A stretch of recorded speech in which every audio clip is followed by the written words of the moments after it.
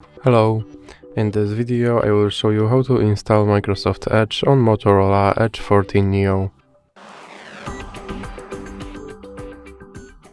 So you have to start with opening your Google Play Store and now click on search bar and type in Edge and click search.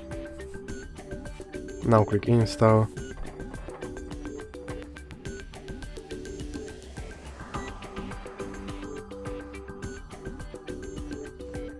And now click open. Here you can click skip introduction, and now you can customize your homepage, or you can click not now. Here you can sign in to sync your data, or you can click not now. Now you can make your Microsoft Edge your default browser, or you can click not now. And now you have to confirm your data and privacy settings. And now you can turn on notifications for this browser, or you can click no thanks. And now your Microsoft Edge is all set up.